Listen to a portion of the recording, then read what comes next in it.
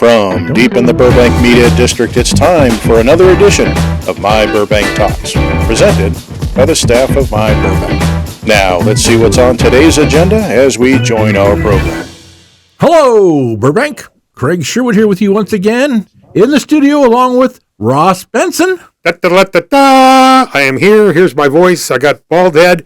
And you know what? I look like Jerry Lewis tonight. I forgot my false tooth. No chiclet tonight. No chiclet. Well, we have in the studio, we have Dodger joining us tonight in the studio. You got my chiclet? Oh. No, right? But you know what was really great when you started the show? What was that? The voice. The voice. Well, let's talk about that voice. Because back with us via Zoom. And here he's live on air. Via Zoom, Craig Durling. Here I am. Zooming. Good to be back with everybody, even though from my bunker several stories below the Earth's surface in an undisclosed location. And good to be back. And we'll keep it that way.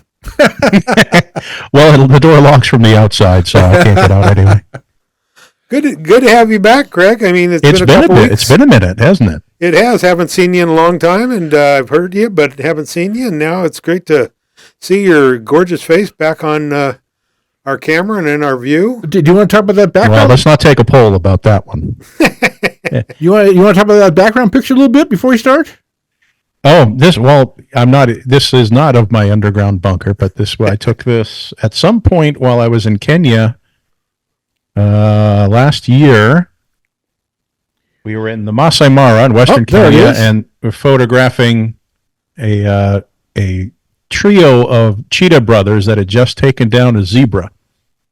And that one you see over my shoulder is standing kind of on top of it, holding it down. It's pretty dramatic, and it was a graphic scene, but tried to make the best of it photography-wise. But this is looking across at my other crew members that we were all in Kenya together, taking pictures of what was going on there. So I just happened to find this a minute ago on my scratch folder on my computer, so I had a background other than just the blur. So, well, it's nice to see that. We talk about Craig's photography all the time, and to see that as a background, I'd love to do another podcast. Craig and I used to do podcasts how many years ago? It's when we both had hair. Back in the early days of the podcast.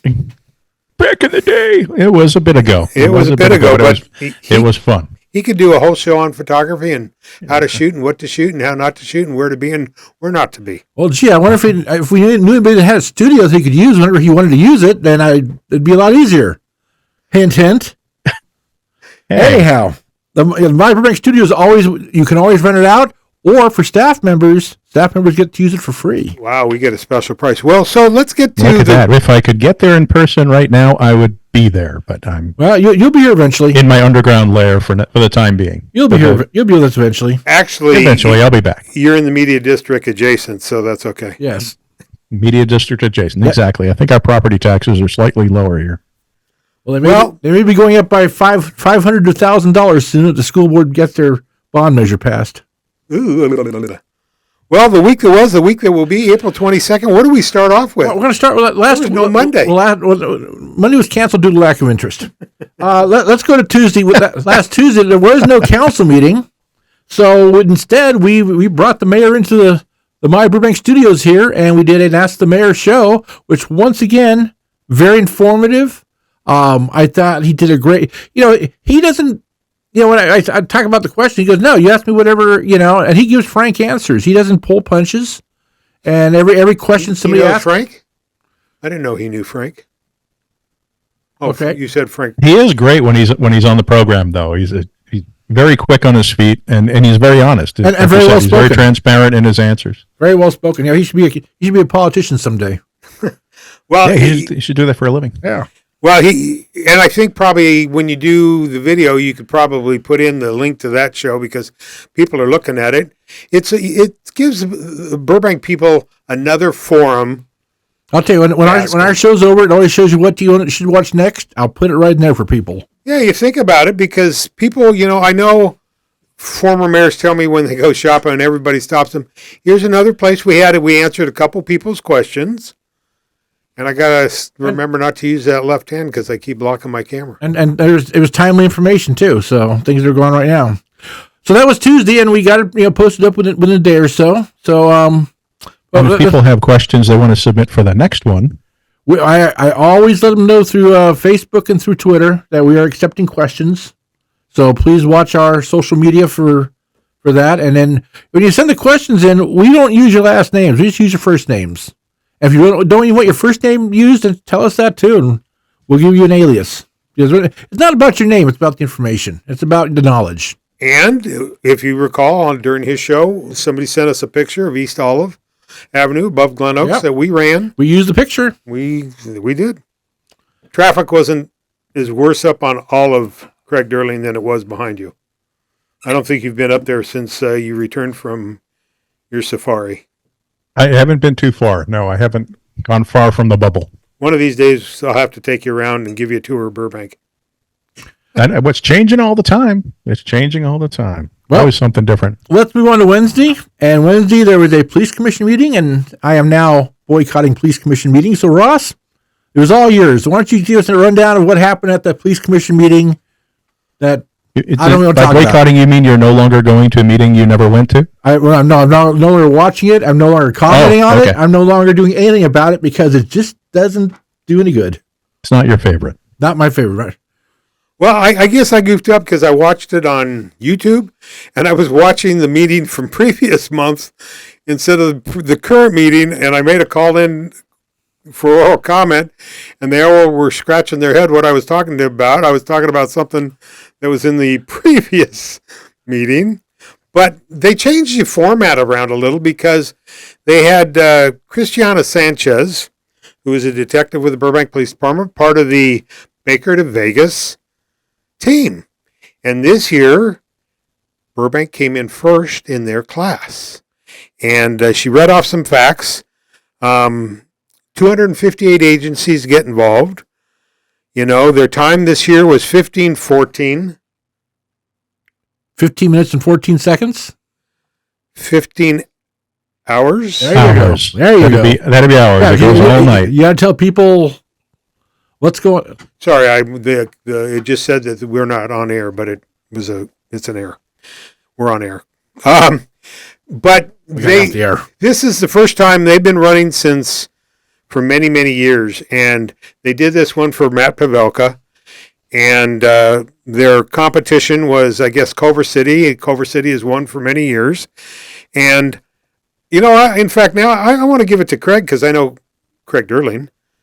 He's done Baker to Vegas. He's been part of the support team. I don't know if he's ever run it, but not Craig, on talk purpose. us to us. Tell us about Baker to Vegas, Craig. Yeah, I've never run it on purpose, but I've been on the support team many times because every team that's in there and each police department I've worked for over the years has a team, and they're categorized by the size of your department typically. As to which kind of grouping you're in, and they have different start times. But it's a road race that starts in Baker, California, where the big thermometer is if you're driving to Vegas, and it goes all night through Pahrump, over the mountains, and comes down into Las Vegas, and typically ends at wherever the host hotel is. 126 miles, something like that. I'm guessing at that, but you might have that in the literature somewhere. But it's something, and it's worldwide teams. Teams come from all over the world. Law enforcement come in, and it's a great camaraderie for everybody to get together, and it supports good causes, and it's a long-standing tradition.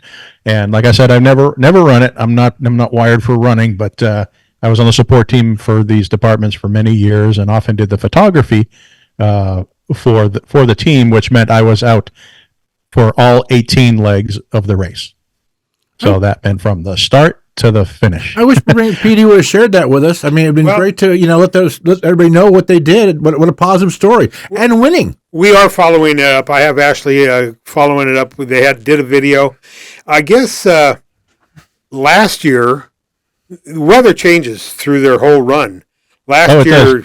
The different elevations you go through all four seasons. You can go from 120 degrees in Baker to snow and ice up in the mountains at night. Yeah, so. The desert area is always changing. Yeah, and they were saying that, I mean, the experience, but it's great camaraderie, great team building, and that next year they want to, they're looking forward. And I want to make it real clear, no public fund or no city funds support this. They do it all by donation. It is. It's hosted by LAPRAC, LAPD's Athletic Association. So Los Angeles Police Revolver and Athletic Association typically heads it up, and it's all done through donations. So all your different participants, different cities that participate, go out into their communities and get donations from car dealerships because vehicles are needed for follow vehicles and support vehicles. And all, food, all kinds of for different reasons. So if Burbank PD, I assume, went out and got some donations and some help from community, local businesses, and so forth to help with what's a great cause, and they won their division. Not sure how many were in Burbank's division with them, but congratulations to them for pulling out the win on that.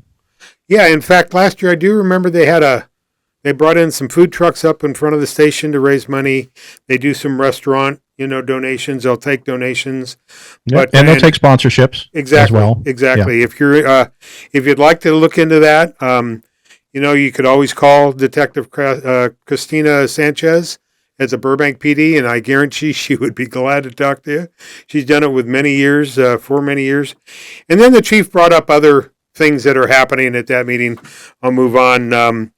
There's a calendar full of stuff this Saturday. Drug take back. All departments do it. It's done by... It's a national thing, actually. National. And Craig Derling, am I correct to say that...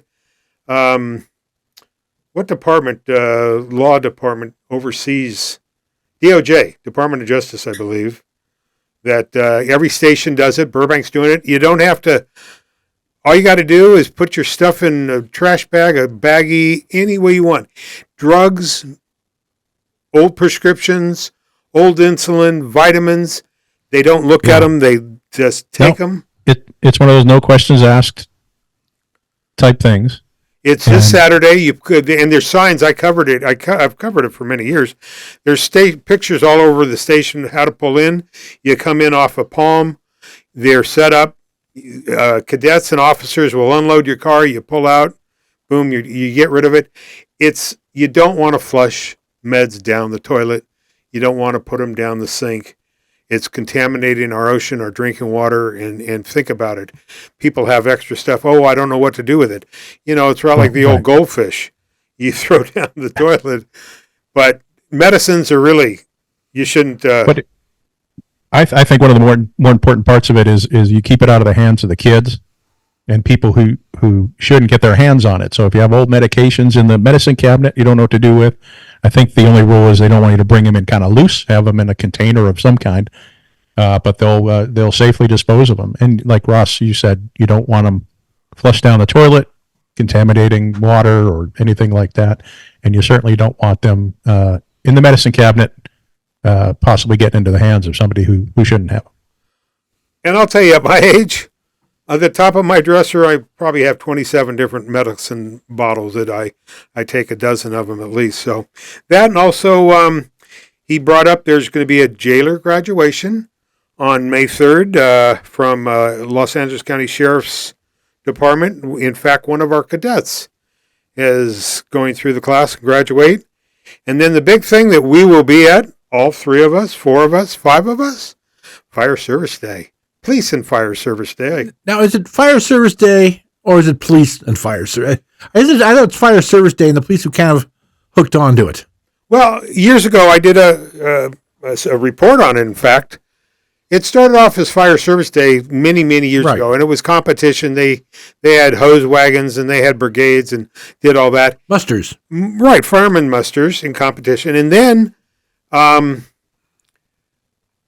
law enforcement has, Craig Derling can help me here, Police Officers Memorial Day is also in May. It's the second week, I think, or third week. And if I recall, it was Chief Scott LaChosse that said, why don't we put the 2 events together? And that's how, they're in the same building, they're in the same parking lot. Right.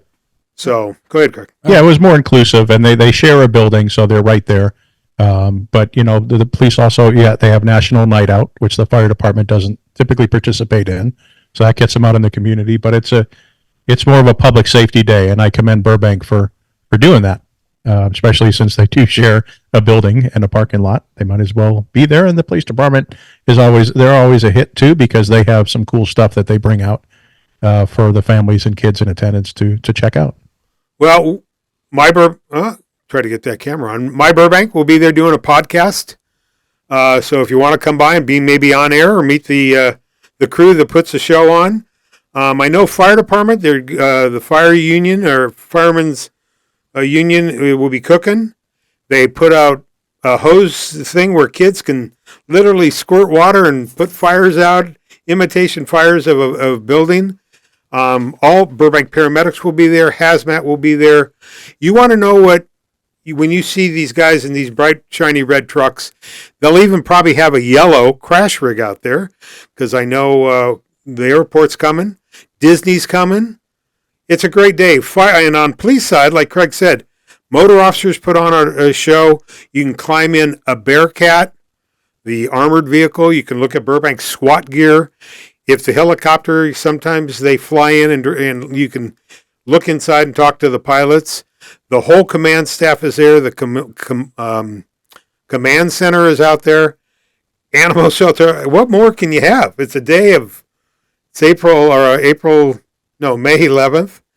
Big day. It's a great day, a great opportunity to check out some of your city services that typically you only see during emergencies, and there's always good food and some giveaways, things like that. So it's overall a great day. And Ross, you and I have been participating in these for decades now, and every time we have fun.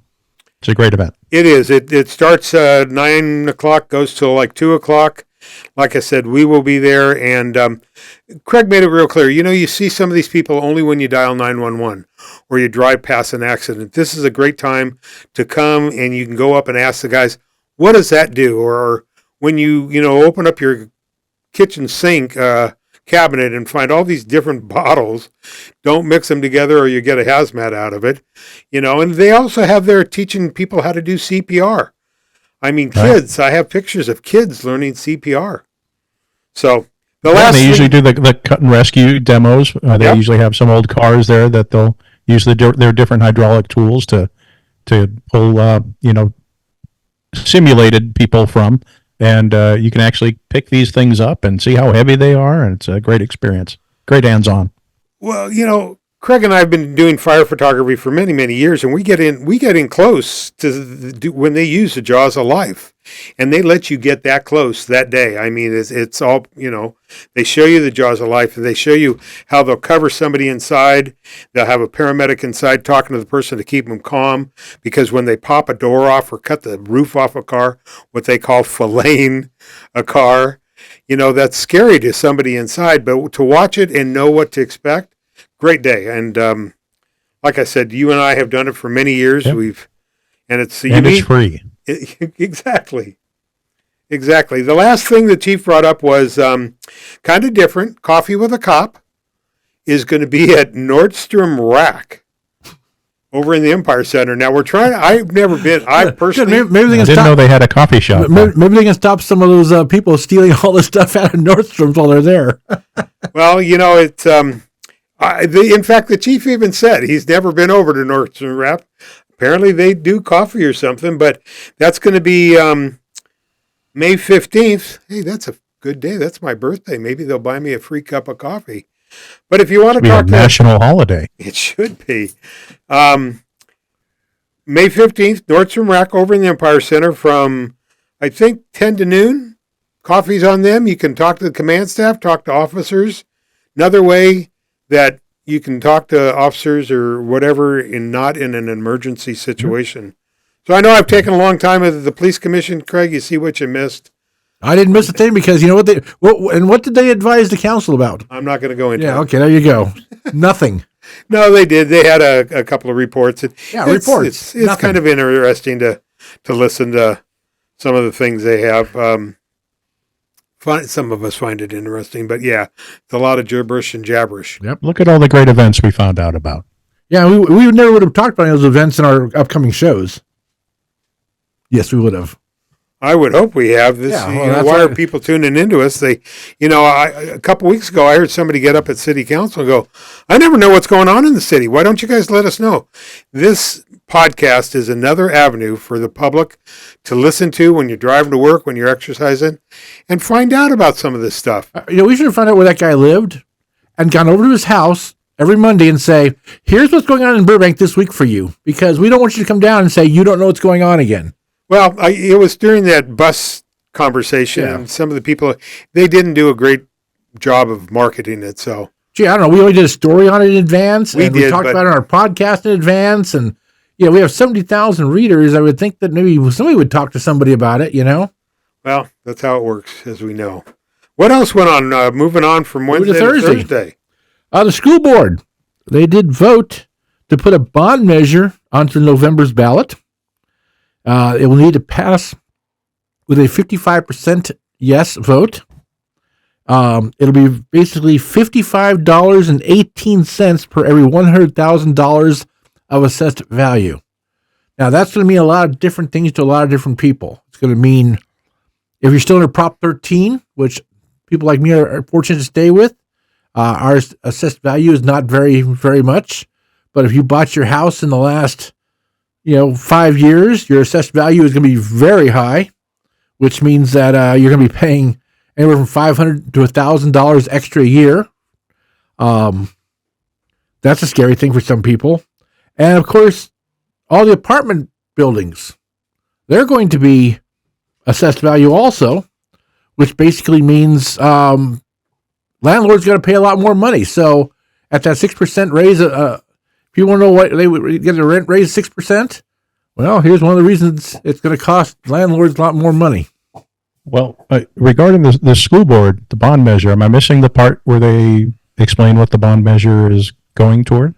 It's going toward facility improvements, and they listed every school in the district. They of course they over list everything. It cannot go to salaries, cannot go to administration, but it does say an independent board will be appointed and have to do an auditing. It just scares me that they get to appoint their own board members. It's too bad. It doesn't sound very independent if they appoint it, right? Well, that's why. That's always been one of my. But at least it can't. But the thing I have a problem with, and we do need facilities and stuff. But I got a couple of problems. Number one, we did that 10, 15, 20 years ago, and they used the money. They rebuilt Burroughs. They rebuilt Burbank. And Burroughs is falling apart. The gym is falling apart inside. They've had to redo lighting. They've had to redo the air conditioning. The roof leaks like a sieve. The roof leaks. The pool breaks down. That's just at Burroughs. At Burbank, there's issues also. Oh. I know at Burroughs, when they put the baseball field back in after the stadium construction, they put the field in crooked. So, what scares me is the oversight. It's the oversight, and it's the shabby workmanship.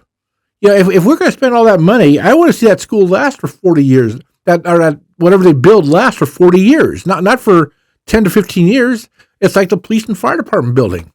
Was it 10 years after they built it? They put the windows in backwards. Hey, the floor is falling apart. Well, and the floor leaking in the parking garage they realized that before they opened before they cut the ribbon on the building.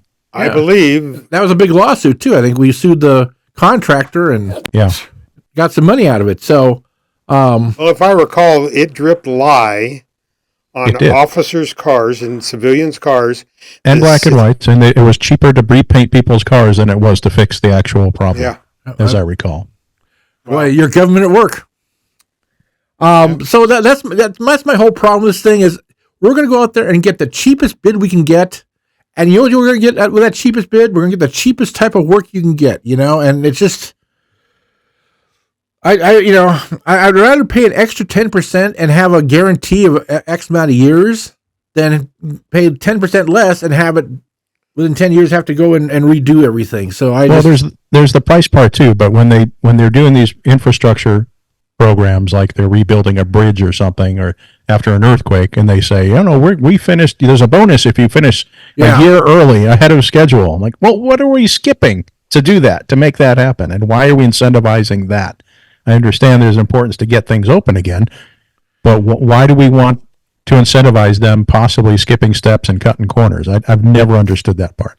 Well, here's a little bit of your government at work too, which, we talked about the elevator at Olive Overpass a little on the mayor's show, and they're going to spend $1.5 million to basically put a whole new elevator in, the whole thing, and which is great and needs to be done. It was 26 years old and most hazardous elevator in the city. If you saw our video or read my story, but here's the big thing they're going to really work for now with Metro or anybody else up in Sacramento. Even they need to improve the Olive Overpass because they need to make it wider, safer, and make it so maybe a bus can stop up there. But when they do that, they're going to have to rip out this $1.5 million elevator that they're just putting in right now to reconfigure the entire bridge. And it's like, so that $1.5 million we're going to spend now may only be good for anywhere from 3 to 5 years if they get the funding to fix the bridge. So, I just... Maybe they can reuse the elevator car. Yes, maybe they can. The doors on the elevator car go back. Yeah. No, they got scratches on them. Yeah, they got too many coats of paint on them. So it's just, you kind of wonder, when people get frustrated and fed up sometimes with government spending and everything else and accountability, you see things like that going on. You say, well, but anyhow, let's hope for the best. It's not just us. If you were watching Congress last week, some of the hearings with the military and spending, it's holding up a bag of washers, that $100 bag of washers that the government spends $90,000 for. Crazy. It's not just us. They've learned that from the pharmaceutical companies. They charge an American, $500 for a pill that they give to somebody. They charge what you'll pay. Yeah, and then somewhere in Europe, it's $22 or something. And the reason is that Americans can afford to pay more, so they'll screw us when they can.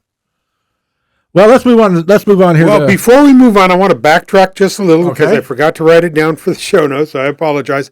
Last Wednesday was the PTA dinner honoring tons of people up at. Oh, that's right. Which we had coverage on. Ashley covered it. Ashley was awarded award. I know my daughter-in-law from Bret Hart got an honorary service award. There were a couple hundred people there, and we actually did a podcast with the PTA council president, which you should listen to, and all the great things going on in the city and with the PTAs and everything else. And I heard that was a great event. And and Ashley, who has 42 different hats and does everything, she's also PTA president at Bret Hart. I was at Hart Elementary. Oh, I'm sorry, it is Bret Hart. I'm sorry, that's right. I do live in Burbank, don't I? She does wear many hats. She did a video for us. She wrote the article. And she got honored. Yep. I mean, amazing. Good job, Ashley. Thank you. She's actually did a nice job today. Disney had a presentation at a school today for somebody came in for some reading and everything else. And Disney. She got over there. One of the administrators in the district let me know about it, and so I asked Ashley to stop by, which. She was really slammed today, and she still got by to do it, which I really appreciated. So, well, let's move on. As you said, we were moving, and I had to backtrack. Sorry, I always like to dance at 2 steps forward, 1 step back. I should have inaudible. Should have remembered it. So on the weekend, boy, what a busy weekend! It was a busy weekend. At City Hall, they had the Armenians had their flower laying ceremony for the genocide at City Hall, and. The mayor was there, the supervisor was there, and a lot of people were there for the ceremony. We got a nice story up on My Burger King from our new reporter. Burger King? Did you say My Burger King? Yes, My Burger King. I must be hungry. Oh. Cheeseburger. Oh, you had to do that, didn't you? We have a new reporter. She's actually a junior at Burbank High School, and very on the debate team. And a very smart girl. So she actually shot some pictures and wrote a story, and that's on the website now. She did a very good job. So her name's Edna. Take a look at that. I mean, this is what Burbank High is putting out. I mean, she's a junior. Yes, a junior. On the debate team. She writes. She's in several sports. I read her story. It was just really, she covered all angles of it. I'll give her a little coaching on some photography down the road. But you know what? We can't be everywhere, and she was there. She covered it. Well, also, an event close to both your hearts, was Care Walk, which was Saturday morning. And we had some technical issues of manpower, so we weren't able to do the podcast we thought we might be able to do. But you know what the nice thing about Care Walk is? There'll be one next year, and we will be there for that one. Fingers crossed. Fingers crossed. As long as my crew stays first healthy. one I've missed in 10 years, so it was sad I couldn't be there.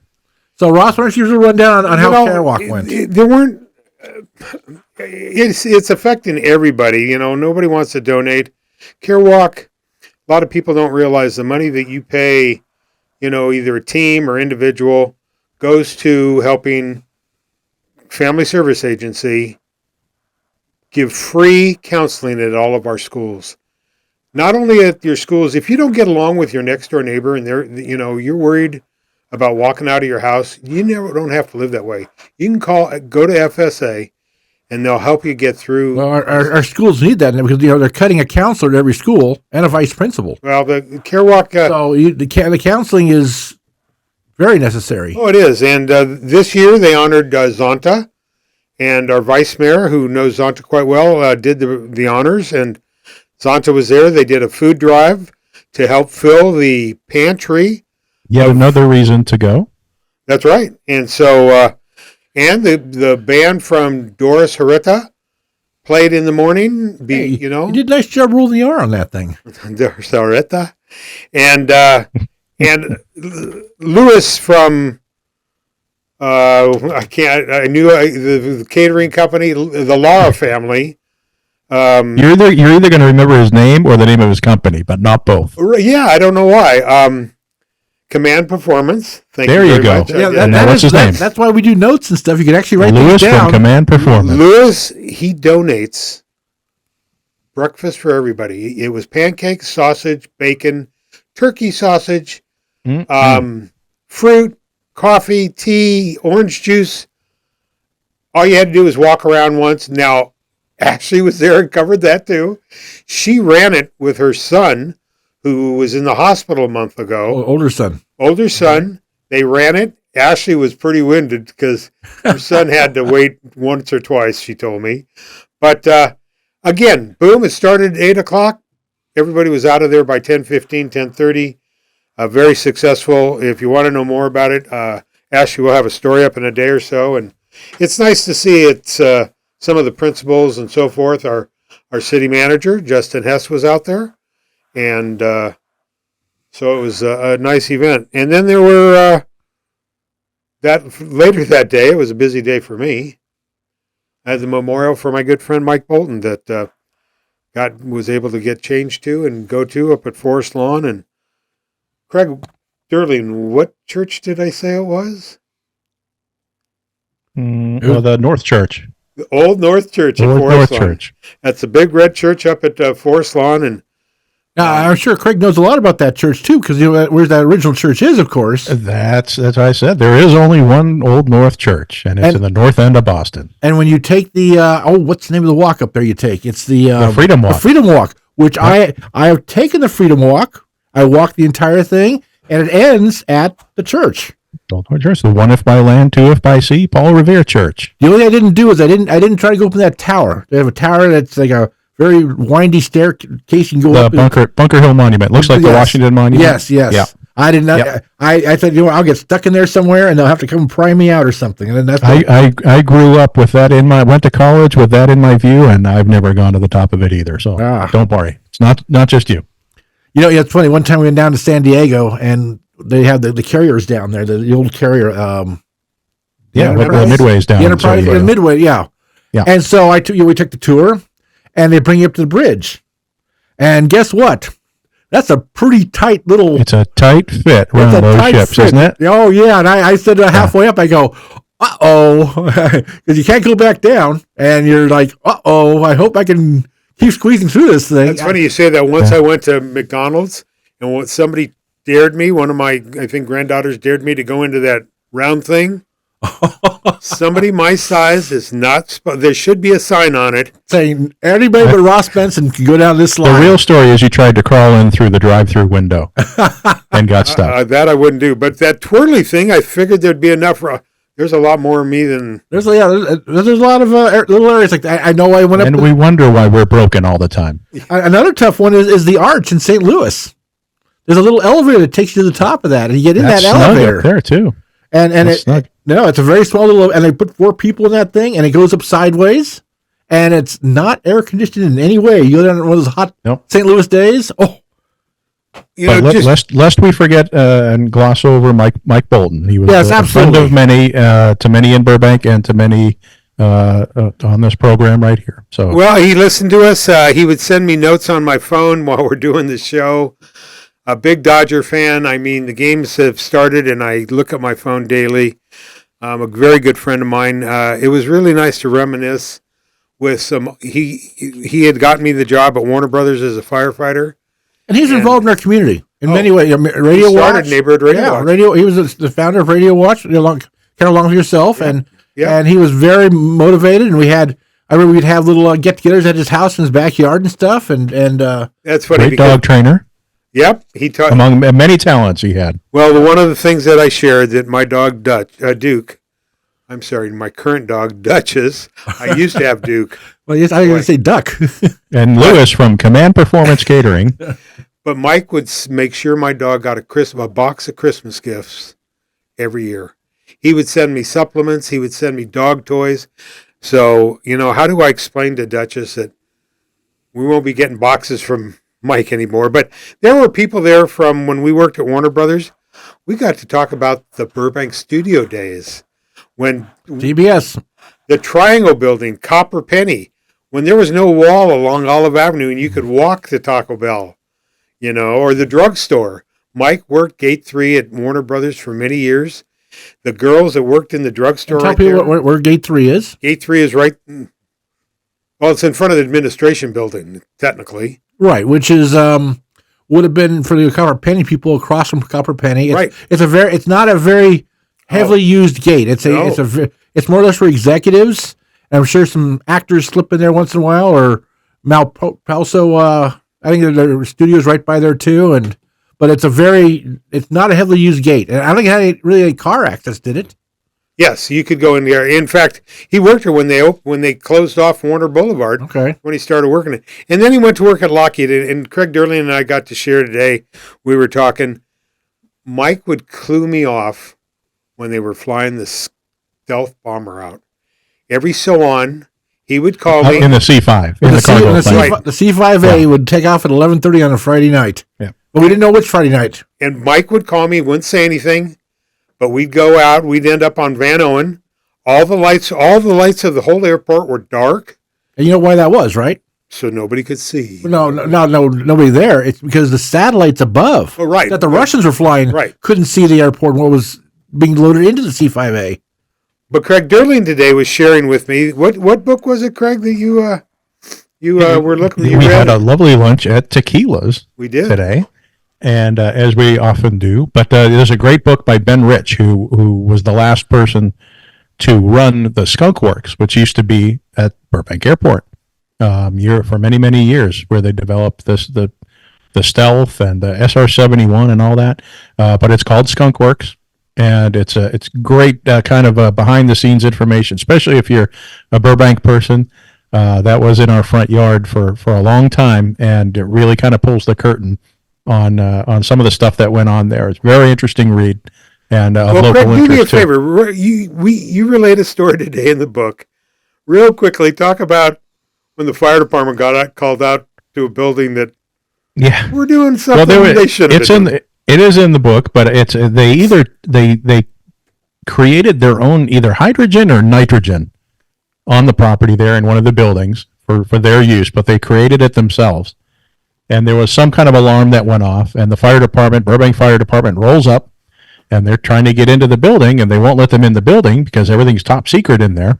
And somebody finally says, they look in the warehouse, and they said, the fog created by the leak from the hydrogen or nitrogen, whatever it was, covered and blocked the view of all the top secret stuff. So they're like, let them in. They can't see anything anyway, so won't hurt anything. And you wonder why that became a super fun site. Exactly. And the city never knew that they were doing that inside there, among many other things, I'm sure. But if people know where the Empire Center is, That was all part of Lockheed and the skunk works there too. And they spent years decontaminating the soil so they could build that shopping center after Lockheed moved out. So, a lot of history. Somebody just recently asked me, how could they build a hotel, the new Cambria Hotel, on a Superfund site? On a Superfund site, because they went through all that earth that Lockheed paid for to clean that earth and so forth. So that was the whole point of it, was to make it inhabitable and so they could build on that those properties. Yeah. So may Mike rest in peace. He was buried next to his former wife, Debbie, and his mom and dad. And the nice thing, they did, he was in the Air Force. They did a flag ceremony, but he's up on a hill overlooking Burbank. He will be missed. He's watching us all now, so behave. That he will. Hopefully he's with my mom and dad hanging out. They're on the other hill. I waved to him as I drove by. Okay. Close. I've been there since we left. Anyhow. All these people on a hill, and you two are over the hill. Yes. Yeah. That's about it for last week. Let's take a quick commercial break, and we'll get on to the week that will be. So we'll be right back. Enjoying the show right now? I have a problem. Think you may want to do your own podcast? Burbank Talks is renting out our podcast studio on an hourly rate. You can do audio podcasts or both audio and video, and even bring in guests to talk with. We will help you get set up on podcast platforms and start a YouTube channel, and we can edit your productions to make you look and sound your very best. If you are interested, please drop us an email at studiorentals@myburbank.com. That's studiorentals@myburbank.com, and we will get back to you. Now, back to our show. All righty. Back with you again. Another edition of the week that was and the week that will be. And today, we've already had most of our events happen today. The Planning Commission, they met today at 6 o'clock at City Hall. And for one thing only, and that is to have a CUP, conditional use permit, to allow alcohol at round 1 in the town center. Now, I thought that was kind of made for kind of kids in a way and everything else. And I was going to say, don't get me started, because I read Well, let's explain what round 1 is for everybody. Okay, round 1 is like a Buster, like a Dave and Buster's, like a Dave and entertainment space. Right, it's a lot of arcade games. It's got a couple lanes for bowling. It's kind of a fun zone type thing. So why they need to have liquor in a place like that? And they've had several fights there, and they've had some gang activity here or there. We've heard in the radio over the last couple of years too. So why they want to do alcohol? And of course, staff said, "Oh yeah, approve it." So I don't know what the planning board said, but they probably are going to get their alcohol in there. And those places are interesting. I'm sorry to interrupt you, but they also asked for it for the entire facility, not just in certain areas. The entire facility. Yeah, I'll add to that a little bit, but these places are kind of conflicted, like your Dave and Buster's type of places, because they cater to kids and grown-ups, because it's kind of an adult hangout with the bowling alleys, things like that, like a Lucky Strike type right, of but I think they got Ross, you said it had 4 lanes, didn't it?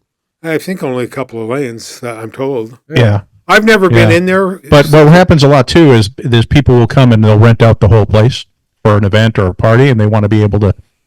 I'm not an advocate either way for the liquor license. I couldn't really care less, but they'll rent out the whole place, so they want to be able to serve alcohol in it's just all strange. 4 corners of the facility. It's just strange that in some bars, children under 21 are just not allowed. Period. And yet, here's a place geared toward kids, and they're going to allow alcohol.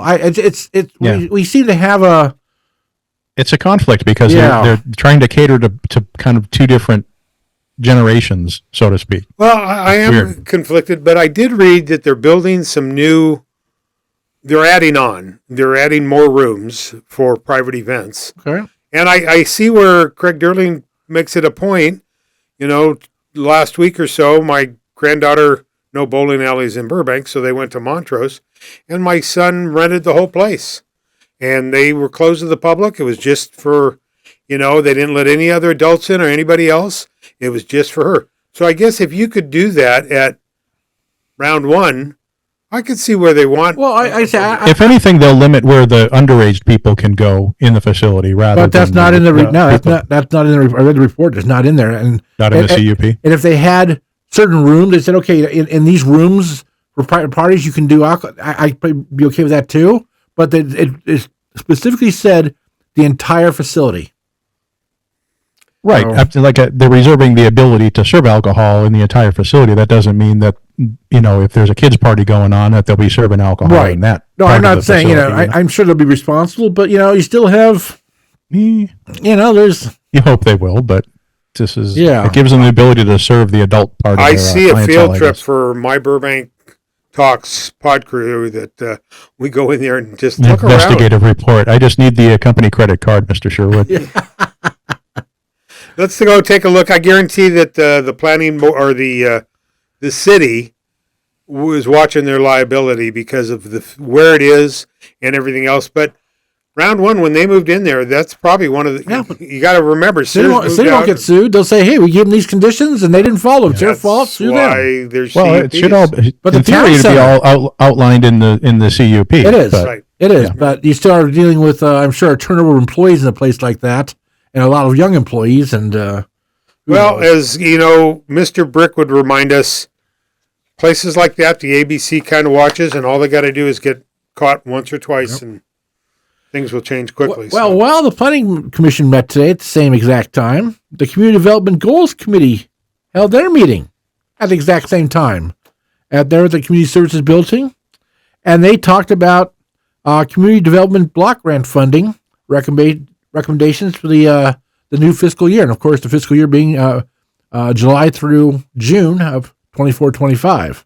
So I'm sure that there are a lot of good organizations who are putting applications to receive block grant funding. So I don't know how it came out. Well, those funds are federally, given to the city. And I remember my good friend Glenn Duke sat on the CDBG for years and years. And there were a handful of nonprofits that put in for grants. It's usually the same ones every year. But now there are people coming out of the woodwork that say, they house or they do this and that. And so it's a lot harder.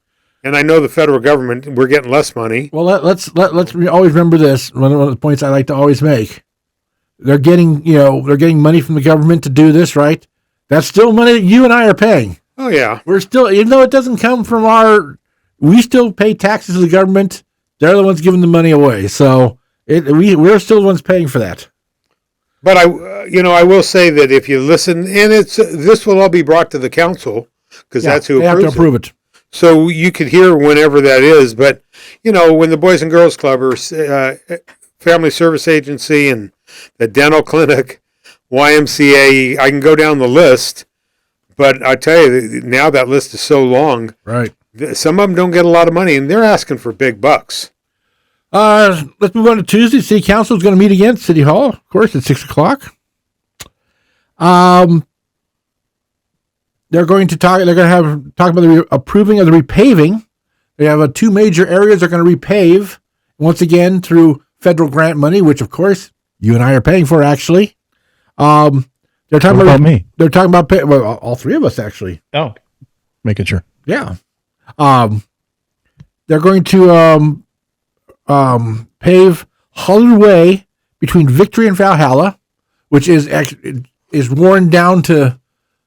It's horrible. Yeah. I was Craig and I just so happened I went to the main post office today, and Craig Durling was my passenger. And Craig, did you ask me if I have shocks or don't have shocks? I thought we were off-roading. I didn't even know we were on a road. And well, we got 2 areas of olive also. One between Flower and Virginia, which is not in a great condition. And of course, the other one is going to be between California and the Smokehouse, the border of the city. So that's all going to get repaved. That means it'll be interesting how they do it and when they do it, because the traffic is going to be horrendous as it is, and they'll have to close down lanes and everything else they're going to do. Are they repaving or just like slurry sealing? Repaving. Repaving. So that's a much bigger operation. Yeah. Yes. It's usually pretty well choreographed. But you know what gets me about this? Last time they did it, and I remember when they did Olive, because we used to do Burbank on Parade, they'll pave the street, and then 2 months down the road, they'll start tearing it up. Some utility will want to cut a hole from one end to the other, and then when that settles and sinks, it's like horrible again, and it's too bad. Well, you know what? Why don't we keep on top of that. And when we see them do that, we're going to bring it up and highlight it. Yeah, it never fails. Within weeks of the new pavement, they're already out there spray painting on it to start digging it up for different utility projects and stuff. It's horrible timing, historically, anyway. Let's see here. They're also going to be using SB1 funds for that. That comes from the state. So that's money we pay to our state taxes. Now, I'm just curious. Right. Doesn't matter what they call it. We're still paying for it. Yeah, we're still paying for it. Is that part of the money that our president, for road repairs and No, you say president. No, it's at state. It's state now. Okay, so it's state. This is one that Newsom now is. Okay. This is the money that the federal government couldn't get their hands on.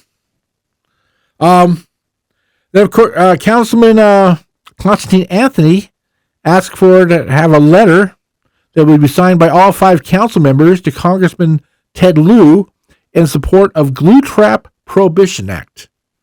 Now, it was interesting to read what the glue trap thing, and I get it. I mean, basically, they put very sticky stuff on, like fly paper, and rats will come and rodents will come, and they get stuck on this.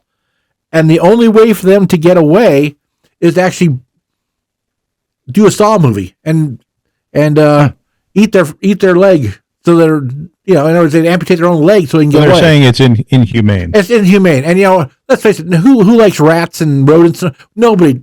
But you know what? Well, Disney's in town here, so yes, they're pretty keen on many mice. years ago, I lived in a place. We don't see anything suffer, no matter what. I lived in a place that the landlord had put those glue traps, and I found a vent hole where my dryer vent came up through the floor. Yeah. And every night I would hear something flapping.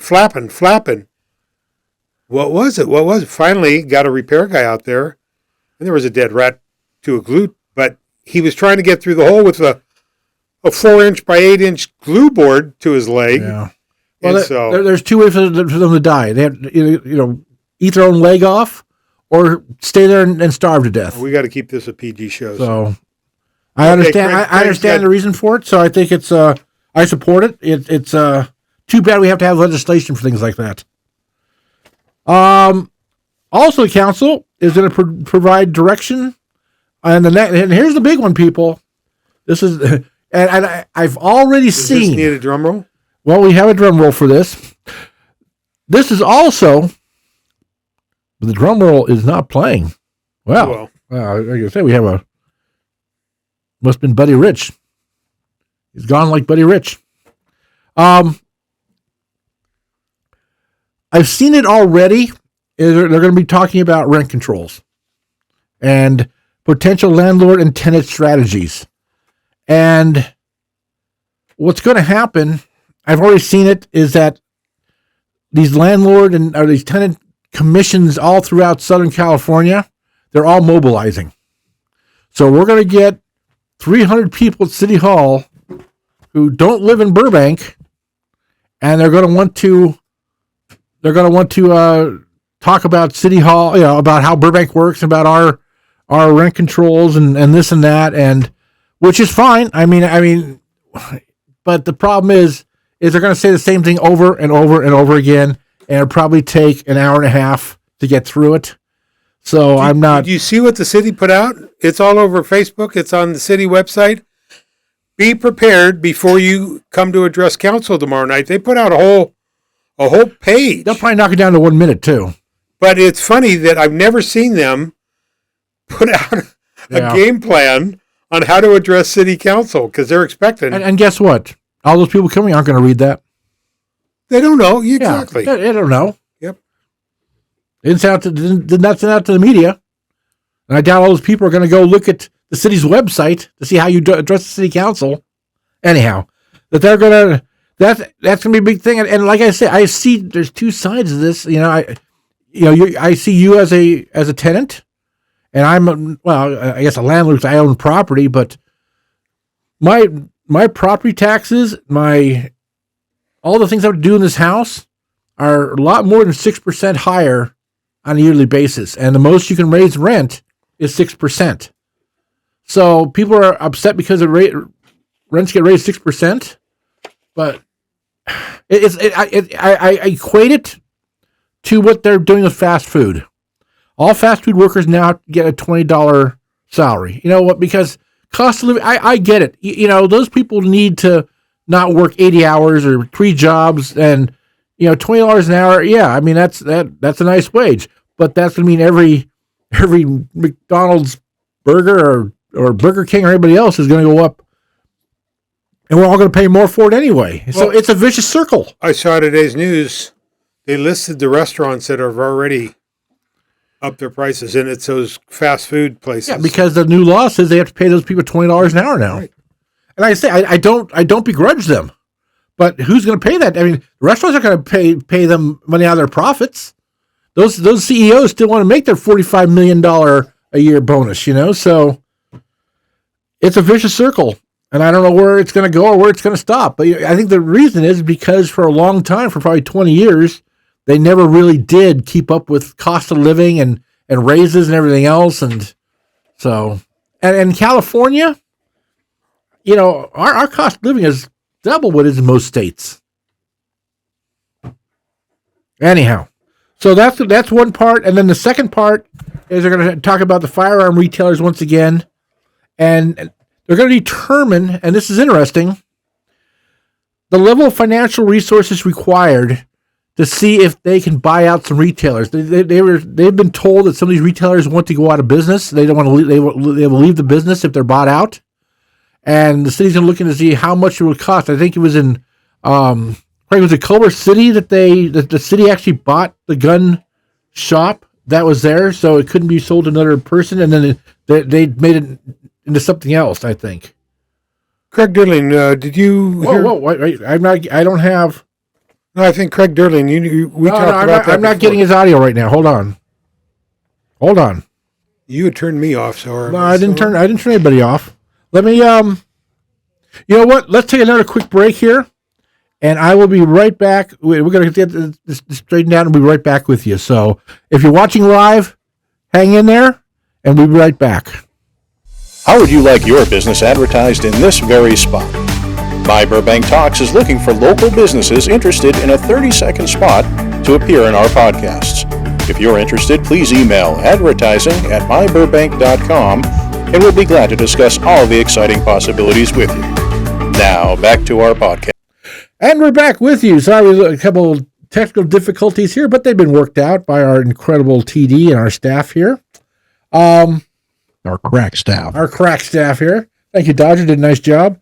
Talking about the city council and the buying back, possibly buying some gun stores back or out of business.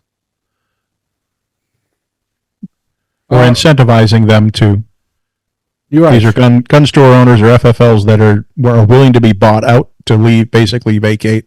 Right. So retire or whatever, right? Right. Now, I think it was Culver City that did that or something. I think they bought the gun shop, a family-owned gun shop. I believe they bought Martin B. Redding, which was the big gun store down there, had been for many years. I think they actually relocated. I think they made Oganda, Nevada or something like that. But hold on. Ross is sending me a message by writing here. A carrier pigeon? Right. Yeah, Craig, just to let you know, that again, we have your audio now, but we don't have your video right now, which we don't know. Nobody needs stop to see picking me. your nose. I mean, they know what I look like. And we know what that cheetah looks like. They'd rather forget. Well, we do have you a face for radio and a voice for print.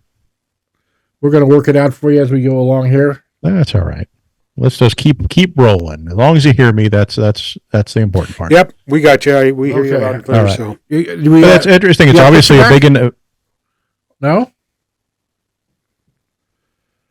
Okay, well, I've done everything I knew how to do. Unless we go let's just go. Let's keep going. Okay. But the FFL, the gun store thing, is obviously a big enough issue with residents of the city and or the city itself that they're willing to put some money forth to buy out these stores if that's how they're choosing to do it. But I don't know where the money's coming from. But okay, maybe it comes from our general fund, but I'm okay with that. But here's the problem I have. Okay, let's say they buy 4 or 5 stores out. What's to stop 4 or 5 more stores now from coming in? They haven't rewritten city code to prevent it. Right. You know, to have a cap on how many stores they can have. So it's like, why would they do that and not have a safety in place so other stores can't come in. I mean, yeah, they're putting the cart before the horse. It seems like let's not start buying out these stores and just to be replaced by another one because we can't stop them because we haven't changed any zoning laws or put a cap on how many there can be in a square mile and stuff like that. Unless they've done that, I'm not aware of it though. Yeah, our tax money at work. Let's move on here to Wednesday. The Senior Citizens Board is going to meet at 1:00 at Jocelyn. So, Craig Durling doesn't qualify, but you and I do. So, And don't forget it. Yeah, but which one is going to get up that early to go to the meeting? wait, 1 p.m. Yeah, 1 p.m. You're both still sleeping at 1 p.m. Wait. My alarm goes off at 11 in the morning. So what about yours? My automatic drug dispenser, Geritol, comes out at 2 o'clock, so I'm useless before then. The animal shelter once again is going to offer another low-cost dog and cat vaccination clinic from 2 to 5 p.m. They have been doing that so much, those dogs' hips are going to be tired. The animal shelter. Transportation Commission is going to meet at 5 o'clock at the Community Services Building. Oh, wait a minute. I saw today, we've talked, we've had articles, we've run, Leadership Burbank is doing this new kennel. They started today. If you go take your dog to get vaccinated, there's signs sorry about our dust and everything else, but they're starting to work. That $48,000 donation that Leadership Burbank raised is in the process of being put to work for more dog runs and more things for dogs to do. At the existing animal shelter? Or Yeah. You mentioned that they're building a new one. No, the existing, what they did is they moved a lot of storage to a different location. They're laying some new concrete. They're going to fence off or kennel off some areas for larger dogs, but this will also give them the opportunity to have more families come and see dogs and adopt. So, And they're not going to start selling guns. No, let's hope not. Just want to make sure. Okay. Real quickly, let's see here. I'm going to look at something here while Craig's we're... trying to do a little technical stuff while running the board, shooting pictures, and Need Ross to start continuing down the rundown. Yeah, Ross. yeah, well, okay. After the animal shelter on Wednesday, talk about the Transportation Commission is meeting at 5 p.m. at the CSB building, and recommend that the City Council request that the Royal Verdugo Communities Joint Powers Authority Board of Directors program $5.7 million in the new Metro M sub-regional fund toward purchasing Burbank bus zero-emission electric vehicles to implement the Burbank bus rollout. Wow, that was a mouthful. I'm sorry, I wasn't listening. Could you repeat that? No, you're only getting it once. yeah, you got it once. Be careful. You are now going to be back on camera again. So Yeah, so now we can see you pick your nose again. Thank God, And I I'll throw- missed my face. Oh, wait a minute. Now I changed my location, so I'm not sure where I'm at. Now I'm throwing it back to Craig for he could take Thursday because that's another mouthful. Yes, it is. Okay. Now this is something. Oh, it's actually, and once again, here we are having two informational meetings at the same time in different locations. So you got to pick your meeting now.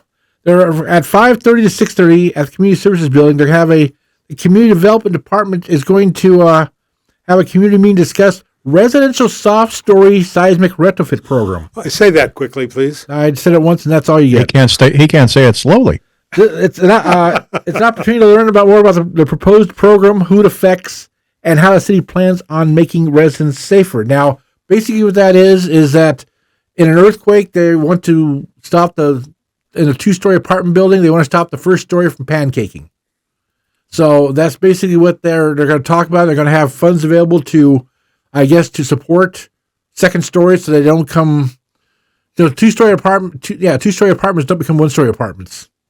And we saw that in Northridge, how a lot of people, what happened when those apartments came down. So It seems like something they would have handled already. So, Craig, at your place that I've seen, you'd end up in your back seat of your car. I'd end up in my car, so I could safely drive away, right? Right. So that's one meeting they're having. And at the same exact time, but in a different location. They're going to have a community. Wait a second. Did I say community? Oh, that's Ross, what does that mean? What does this mean? I love community. Isn't that the sound for the word of the week or the? Is that the word of the week? The word of the week. Community? Oh. Whoa. What does that mean? Well, what's the word of the week? You send in the word community in the subject line to contest@myburbank.com and send in your name and your address. And we are going to send you a $25 gift card for Hill Street Cafe. The winner, the random winner that sends in an email. Yes. So not everybody that sends in an email gets the gift card. Look at that, and I'm covering up the winning number. No, I don't know who's going to win it, but Right. $25 gift card right here, Hill Street Cafe, located Look on. at that. Glen Oaks That's right. and Frederick. A great family restaurant. So, But yeah, you send that email with community in the heading, what was the and word? you'll be, I believe, community. Oh, there you go. And you'll be put in a random drawing of those who submit and possibly win the gift card. Hill Street's a great place. If Yes, you it haven't is. been there yet, you need to find it. And if you have a $25 gift card in your pocket, that's even more reason to go and enjoy a nice meal, homemade meal. Went up there the other day, and guess what? They have their liquor applying for a full liquor license instead of just the so they could do So they can, agave So you can do kids' margaritas. birthday party? yes. Right. So they can do more functions.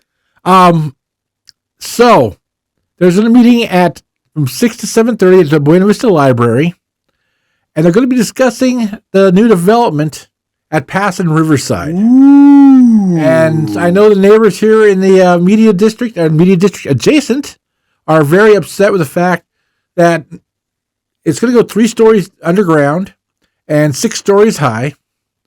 And they're putting in amenities, from what I understand, that are on the back half of the project, which faces a residential neighborhood. So, like the pool, they have a dog run. They're going to have a few things. All up the there. noisy stuff. All the noisy stuff toward the neighbors. Plus, of course, people can look down in the neighbors' backyards and all that stuff. Greg Derling, didn't you and I talk about that? Didn't you get a notice put on your door, your mailbox or something? Everybody in the neighborhood, Yes. in the whole I walked in the media door here and district adjacent. Yeah, we have a lot of neighbors who are very upset. I met with a couple, and I said, "Look, you understand. Number one, they're going to do this. It's going to happen. It's not, I'm sorry. The Rancho people found out that no matter how much they bitched and moaned, there's still 2 developments going in the Rancho area. This will go into now. Can they? They're upset because of the traffic that's going to egress and enter off of Riverside Drive. And they said, it'll never work. People will try to go across. I said, well, they'll put in traffic mitigation there like they did it Right. at They'll Raising make it- Cane's they'll make and it work. Target. They'll make it work, and they'll go find a way around every speed bump you throw in front of them. So And I've tried to tell people, if you bitch and you moan enough and you yell and scream enough, it's not going to stop them. It's going to make them change an SP35 project, and now you'll have no say in anything. we broke this story how many years ago? Oh, yeah. When the developer came to us and said, this is what we're proposing for the Kinko's site. Yeah. We ran it then. They have met numerous times, and they've modified it many times. They have not submit their plans yet. They haven't gone to the planning board or anything else, and they have to do CUPs and the whole thing. But the sad part, I drove by today with Mr. Derling, and I commented, okay, we drove by 3700 Riverside, the old car wash.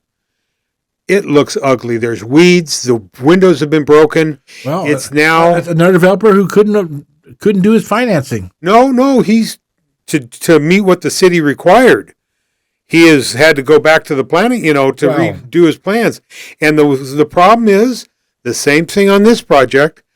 Those empty, that old Sony building in Kinko's is going to sit empty until some of us are over at Forest Lawn. Yeah, you know what? well, look at the old Warner Brothers office buildings now, with all the overgrowth around there now. Yeah. Yeah, and the neighbors don't want him to put in commercial in the bottom floor. They want him just to put in residential only and go floor lower and all. I get all these concerns, but you can't, if it's legal to do something and somebody thinks they can make money doing it, they're going to do it. It's not like, neighbors don't want that. Oh, then we won't do that. Well, That's it's just funny. not going to happen. I mean, I love this neighborhood and I agree. It does not fit in our neighborhood, but because our city leaders in their wisdom have never zoned or made it so you can't put these kind of buildings in, now developers are doing it and we can't do a damn thing about it. It's like I said, they will have public input, public meetings. It's coming. Yeah. Folks, it's coming. You know what? Have a public meeting so they can say they had a public meeting. Oh, yeah. That's You not know who bad. wants it? Can't wait.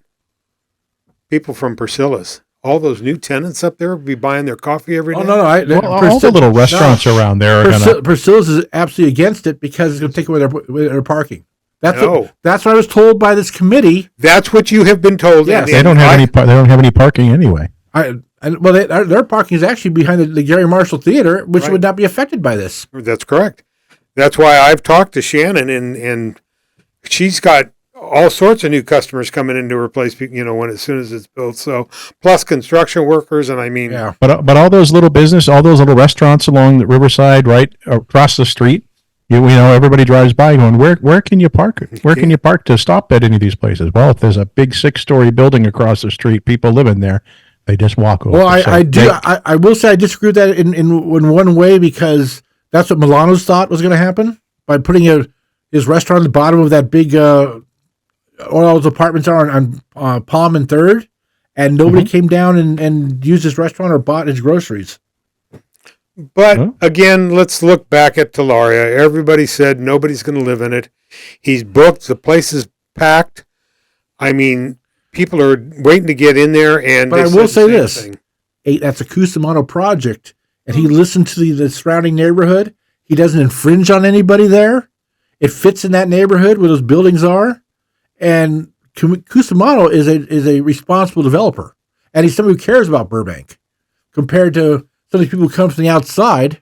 Well, when you say comes from the outside, the gentleman that owns a property there at Riverside and Pass is a North Hollywood Toluca Lake guy. He's part of the community. He knows. He's seen it growing up. He's bought it. So it's a little different. You don't. Let's Let's put 2 blocks from his house and see how he likes it. Anyhow, live too far. But I think once again he has the right to do it. I attended the last Toluca Lake Chamber mixer, and a couple of people got up and were real vocal about it. And they feel they wanted to convince everybody in the room, come speak, because you can change their mind. No, you won't change their mind. You're right. They're going to have a meeting, and they're not deciding anything in this meeting whatsoever. Right. Yeah, I know. You know what that? It's a venting meeting. Go vent, because that's all you're going to get out of it. I mean, that's one of the I don't know who dropped off the notice on your door, but there's a lady that lives on National that is the developer has met with her many, many times. Yeah. Aren't you going to lunch with her? Didn't I see I have been to lunch with her, and she said, well, they're wasting so much money. We want to convince them how they can save money by doing that. I go, you can't tell him how to spend his money.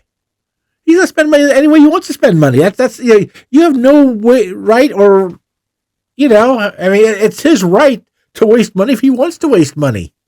So we'll see. We'll find out on Thursday what happens. I may stop by there and see what happens. Anyhow, let's move on to the weekend. This coming weekend, they're going to have a Plant for a Greener Burbank from 8 to 10 a.m. at Brace Canyon Park. They're going to plant trees. Wait a minute. This isn't a dig event? Nope, not a dig event. It's called Plant for a Greener Burbank. Now, I guess we're not doing Arbor Day this year. Yes, they are, but it's not called Arbor Day. They changed it. I saw in the city somewhere. Okay. Up at Brace, they're planting 15 new trees. Right, I understand, but I'm just saying Arbor Day is still Right. a national thing. It's not. Burbank's just choosing not to recognize Arbor Day anymore. Correct. So they used to do Tree City USA on those days. And you already talked about the drug take back event. That's from 10 to 2 at the police department. So that leaves us now with just one thing. Craig, anything you want to add before we get on to the most important part of the show? No, I'm giddy with excitement because I've missed the last few Ross's rants. Oh, wait, you missed what? Ross's rant. Ross's rant! Ross's rant! Ross's rant! I'd take a flamethrower to this place! Me. What's up, Doc? Hostile. What? What is that? Is it really Mike? Oh man, I wrote down a couple of things. I got a couple of rants, got a couple of complaints, and I'll tell you. First, we're going to start off with weeds, weeds, and more weeds. You know, we had a ton of rain. There are weeds growing on city property that are taller than my granddaughters. Now, I know we can't use pesticides and weed killers.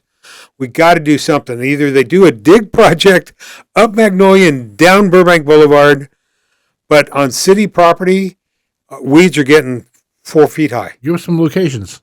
Oh, anywhere on Magnolia, any of those city pot where there's a city tree, there's weeds growing. There's around Verdugo Park. I saw today when I went by McCambridge, there's a guy out there with a weed whacker in the rose bushes cutting weeds. But I know it grained, and I understand that really made weeds. But I'll tell you, I'm taking allergy medicine. All that stuff is causing, that is one. So I wonder how everybody's hay fever is. The other one, I listen to a scanner. I have for 50 years. The number of useless, I know you cut your finger, maybe not off, but something that requires a good Band-Aid, and people call the paramedics for, which means for a life-saving another call, they're occupied, they're busy. That's why Burbank's now kind of going to instead of sending both an engine and a paramedic, they're just sending an engine because they were inundated with people calling. And that leads me up to another good reason people should belong to the Burbank Paramedic Program, because if you call the paramedics and they take you to the hospital, it's going to cost you big dollars and cents, about $1,200 to take a ride in a fancy. Well, you ambulance. said they also charge you if they show up to anything. That's right. I had an accident. I was involved. Somebody hit me at Magnolia and Buena Vista. Paramedics came out, took my blood pressure, checked my eyes, and they said, I suggest you go to the hospital if you need to, but we don't need to transport you. I had to sign a waiver, and 2 weeks later I got a bill for a couple $100 for Burbank paramedic service at a traffic accident. So, and then right before I came here, I opened an email. People wonder why events don't take place in Burbank. The food truck night that we've done in Magnolia Park for many years, we do it now for only, I think, 8 nights, not even 8 nights. It's a couple of months, on the last Friday of the month. The fees went up. Hold your hat, Craig. Hold your toupees. 458% in city fees. We're not going to be able to put the event on. How do you charge a food truck? We've already given them an increase. Now we're going to have to go to the city and an event that we've done for over 10 years. And now 458% in increase in fees. So let me understand here. You've now got to pay, I'm not sure what that is in dollars, but you pay 458% more. And what does the city do for that? Well, that's what I read in the letter. They're going to send an inspector out instead of for so many hours. They've now, in past years, they've charged us regular hours. Now they're charging us overtime because the event starts at 5 o'clock. So we're now paying a lot more for that inspector. So how much? Is that just a way for the city to kind of let everybody know they don't want events in the city anymore? I think they just price you out.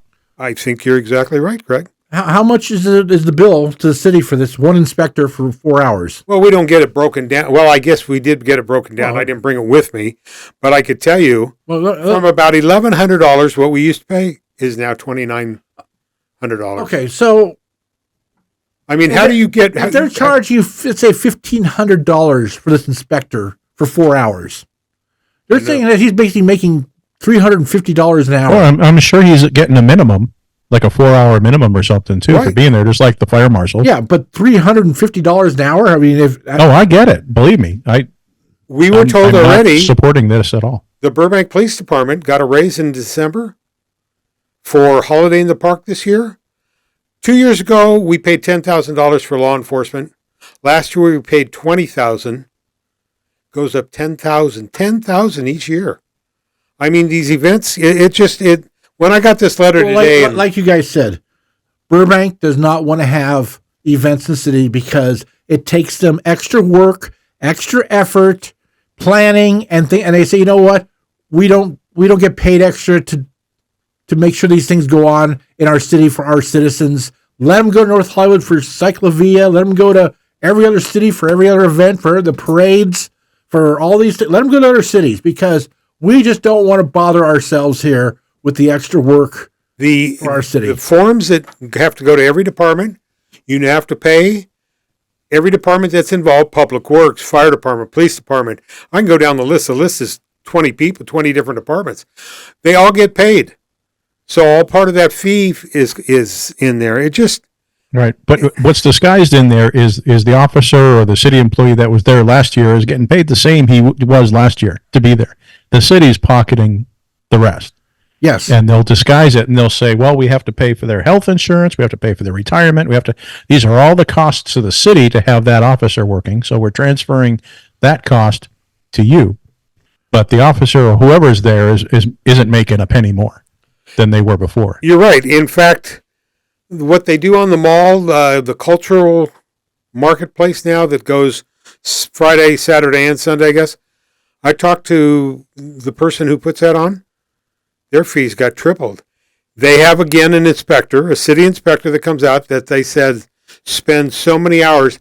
They followed this city inspector and wrote down how long he's there versus what he gets paid or what the city gets paid. How long is he there? An hour and a half. And they say that he's there for 4 hours. No, he's not. Yeah. They just check in. All they do is check in, sign off on something, and they go back to their golf game. The school district's the same way. When you rent facilities out, well, you've got to pay for a janitor to be there. And so, we'd have to do it for an event or something. Okay, we pay the money to have the janitor there, and guess what? We can't find the janitor the entire time. But we paid for a janitor to be there.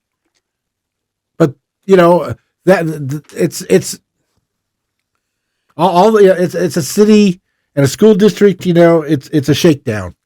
It's a shakedown of way to make extra money because you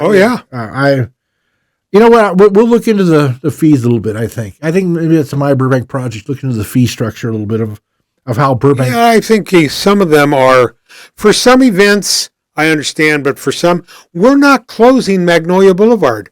We have food trucks park and legally park, but to buy the signs that you can't park here cost us. And the thing is, I am all for the fact, let's follow the health inspector and see how long he works. But I'm not, this is not against the health inspector himself. It's about the system. It's about, what they, I'm not going to sit there and call somebody out and say, you weren't there for 4 hours. You were there for an hour and a half and we paid you for 4 hours. And then all of a sudden now they'll blame him instead of their system. I would invite input from other organizations or businesses or events out there listen to this to get in touch with us and let us know your experience with this type of thing. It's not just a Magnolia Park thing. It's not just, our own experiences, but we're wondering how prevalent this is if everybody's being treated the same way as well. It's funny, Craig Derling, you said that, and Linda Besson puts on Elevate Burbank, and she does it in a private parking lot, but again, she has to pay a permit fee. She has to go through it. And this year, when she applied, she sent me an email or a text. How much did your Holiday in the Park event go up? How much did Food Truck Friday nights go up? She said, we got the new fees, and it was like, oh my gosh. Do you know if you change a light socket in your house, if you do anything, you're supposed to go get a permit for that and pay for it? Yeah. Seriously. No, seriously. I know. And what do they do for that light socket? Nothing. But they collect your money. Yeah, they want your money. It's just not right. And the last one that I got. By our city. That's all it is. I will say, flipping the coin here, on my way here tonight, I had heard a police call of Burbank Municipal Code violation. Buena Vista and Victory. As soon as I say that, I bet everybody already knows what food trucks were out there. The churro guy, burnt to a crisp burrito. I mean, there's usually 10. No food trucks out there tonight, but there's a guy set up on the sidewalk with a tent, with lights. And I went in the city manager's notes this week on, street vendors. Holy macaroni pastrami.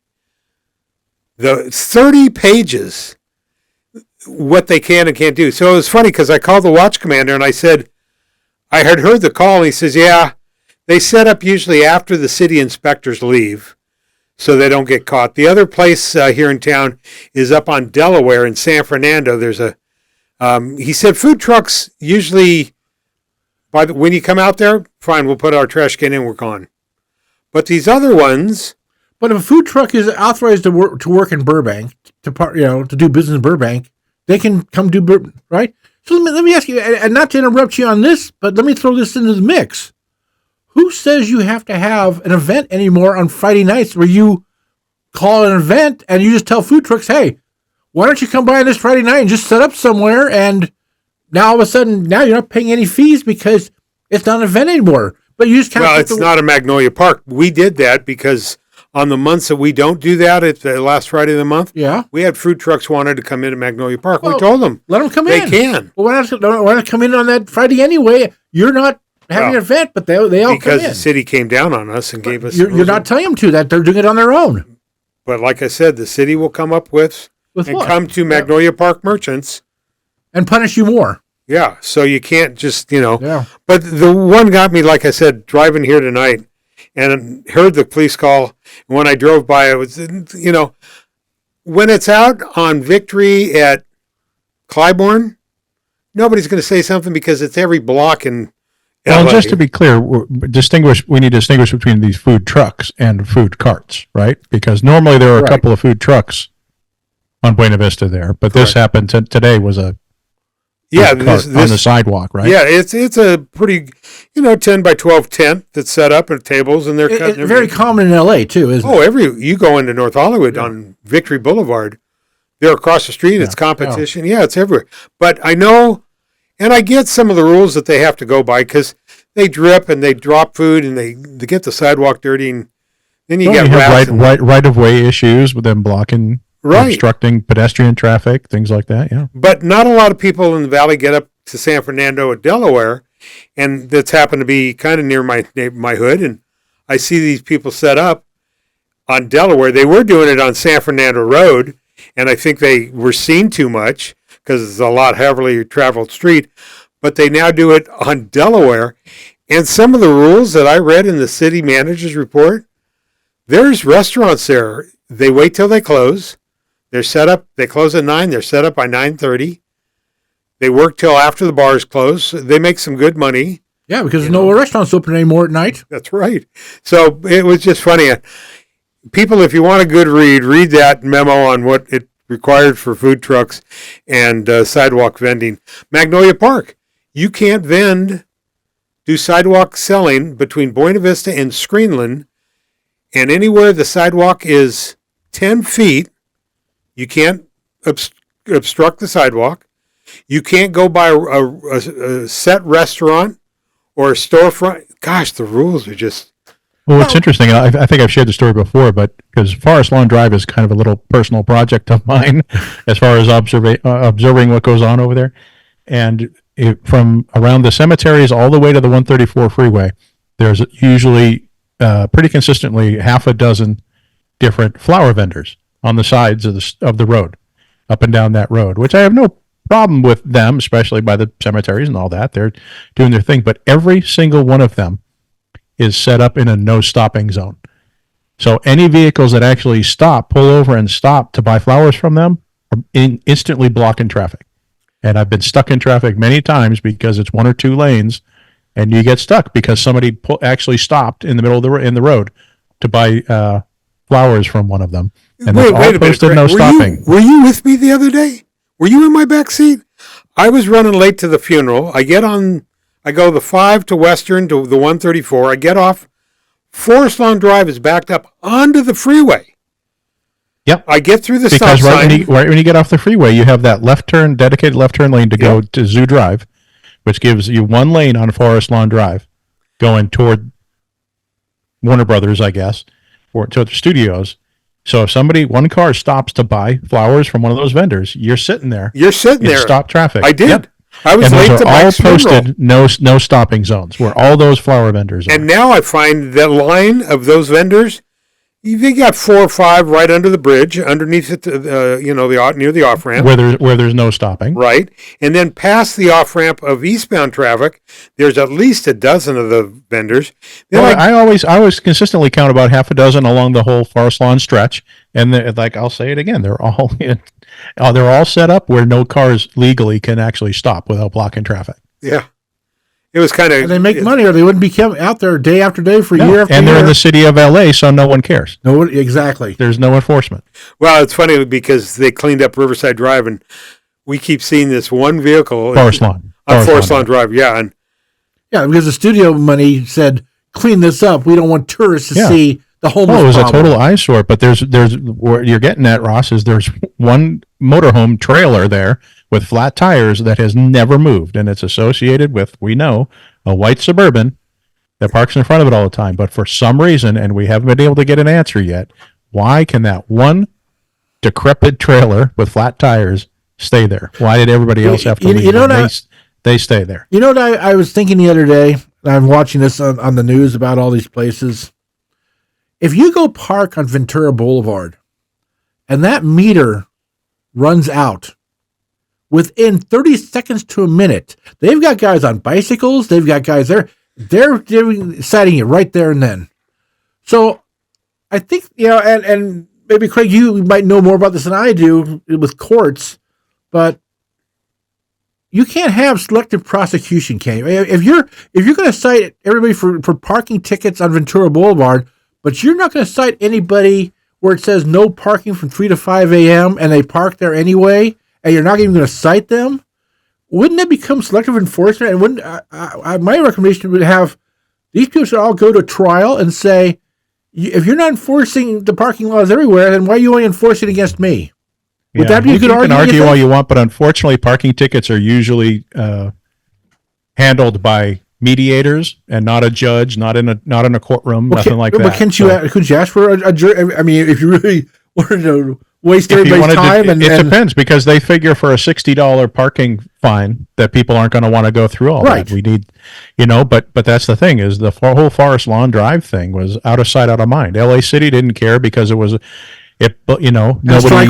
went over there, from LA. Yeah, the strike was on too. So they were able to hide in plain sight over there. I saw on the news that Craig probably watched that they've painted the curb all the way along from Barham, I think, almost to Forest Lawn, right, on both sides. And I guess some of the businesses, the Muse Room, I did their ribbon cutting, the Remember Burbank Chamber, their clients have nowhere to park now.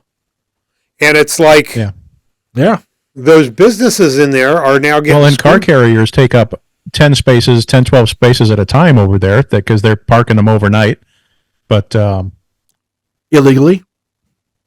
Yeah, well, that's the thing about, and I'll use Forest Lawn Drive again, but it's a kind of a test, an example for things going on all over the country right now, not to get political. But all they had to do, LA City, was enforce the laws on the books at the time. It was already posted, no overnight parking, limited time parking, red zones, but they just let it go. They ignored it until look what it turned into, and it became a huge expense and deal and a PR nightmare for the city to have to go clean it up now. If they had just started it all off by enforcing the signage that was already there, it never would have been a problem. Well, I remember you counted a couple of times and told me, go look at it, and I would drive it, and I was just amazing. Yeah, I was in astonishment. Yeah, and there's people's neighborhood. But they'd let it get to that point by appeasing the people and not enforcing the signage and the laws that were there. If they had just done that, but again, for LA City, it was out of sight, out of mind for them. They'd rather have them over on Forest Lawn Drive for everybody in Burbank to look at than up and down, Rodeo Drive or something like that. Different city. It was like that lot in Sylmar where you had 40 motorhomes were parked in that person's lot, and until the news media goes and covers it and complains about it, they don't do anything. Right. But once but if they had nipped it in the bud at the beginning, probably enforcing codes already on the books, it never would have gotten to that point. Look what my rant's brought up. Oh boy. Well, that's the longest rant area we've ever had, I think. But I think people will relate because of all the things that I discussed and brought up. They're Well, they kind of call it the broken window theory, right? Yeah. If you ignore the little problems, they turn into bigger problems, which you ultimately have to deal with anyway. So it's easier to get it at the beginning. So I do want to. We got some great podcasts up on My Burbank Talks. Ashley has done some great ones. Well, our restaurant one, we have part 2 coming up real quick. Craig's going to do his travel and trailer show. No, I'm kidding. We have a couple others that are up there. We're going to do next month, Fire Service Day. Take a listen. If you're out doing your exercise, you want to pound a couple extra miles. Listen to a couple of that guy. And please subscribe to our channel. Please subscribe. We need subscribers. And subscribe. Yeah. That guitar ninja. That guy's a brain. Oh, the guy was very I love. And you can find everything at myburbank.com. That's right. That's it. Well, that wraps up the week that was, the week that will be for April 22. We started and said, no, we don't have a long show. We had some technical difficulties, but we weathered through it. And Mr. Durling, I am so happy that I've gotten to see your face on camera, like I haven't seen it recently. But Craig, we had a good show. Thank you very much. Glad to be back. And we got through our technical difficulties. We're still kicking. So. But things happen, and those of you who are not watching this live, you'll never know what just happened. Well, we keep talking about it, so they'll know about it. Now they'll just be curious what the heck happened. And I still don't have a front tooth. I feel like Jerry Lewis, but well, your microphone pretty much blocks that half of your face anyway. So good. Just so you don't look like Jerry Lewis. What's it? Wait, you gotta? I have one for you. I gotta. And don't forget the word of the week. Community. Not immunity. Not community. That's it. Craig Good night, everybody. For Ross Benson hitting the studio. And, of course, Craig Durling in his remote Africa location. We will talk to you all again next week. Once again, thank you for listening. My Burbank Talks would like to thank all of My Burbank's advertisers for their continued support. Burbank Water and Power, Cusimano Real Estate Group, UME Credit Union, Burbank Chamber of Commerce, Gain Credit Union, Providence St. Joseph Medical Center, Community Chevrolet, Media City Credit Union, UCLA Health, Tequila's Burbank, Logix Credit Union, Hill Street Cafe, Bertain Escobar Wealth Management, and the UPS Store on 3rd Street.